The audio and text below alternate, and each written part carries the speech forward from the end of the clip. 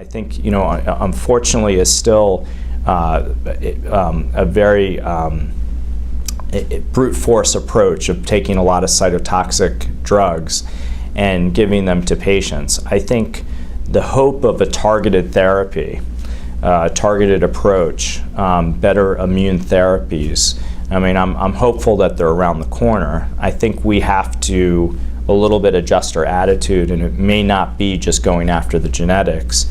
It might be going after some of these more rapid mechanisms that I think we study here at Jefferson that makes us really unique. Now we have the tools to understand them. These are really complex mechanisms that the tumor cell can adjust. They're basically their approach and their attitude within hours of basically seeing a cytotoxic agent. So it's a very formidable foe, but I think we're trying to figure out the best way to stay ahead of the game, if you will. At Jefferson, where we're the lead institution, and we're doing this with Georgetown, where they're starting the clinical trial. We're actually testing the strategy of doing what we call a molecular tailored approach versus standard of care. And what we're doing is for every tumor that we remove, whether it's a biopsy or a resection, and typically this case, since we're doing it metastatic, we're doing it in a biopsy, we're doing a molecular profile, and we're looking at the molecular signature of that tumor. And a group of us, PhDs, MDs, scientists, look at that data and say, based on this data, we're going to give the patient a cocktail that would fit. And that cocktail might work specifically for something that works well in breast cancer.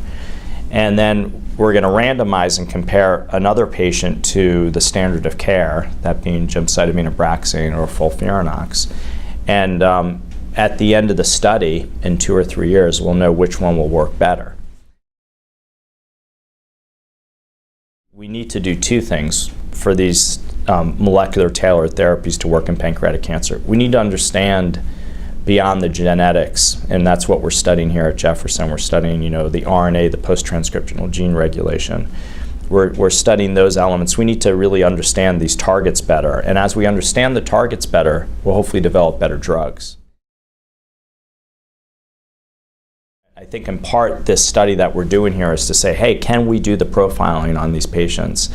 And can we pick a better cocktail than someone basically just getting the standard of care cocktail?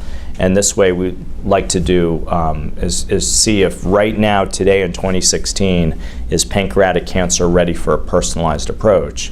But at the same time in the laboratory, we're trying to make it so that if the answer is no, we'll have better targets and drugs to address that question in the coming years. I would say even if it's not an issue, there are studies that have shown that people who get prostate cancer, a lot of folks die of something else other than their prostate cancer.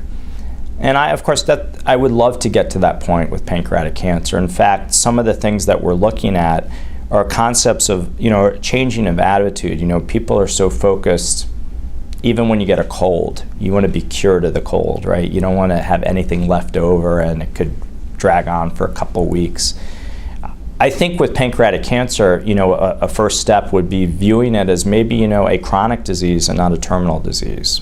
And this is a disease maybe we can manage over time. And of course, we see some of that with surgery here, that there's some patients who come back year after year, and we treat them. I always go back to one of my favorite patients here, and I publicize her, all the time, and I make her stand up because, I think it was back in, I believe 2007, she had surgery here, and she comes back to our patient symposium every year. She came back this past year, so she's a remarkable story.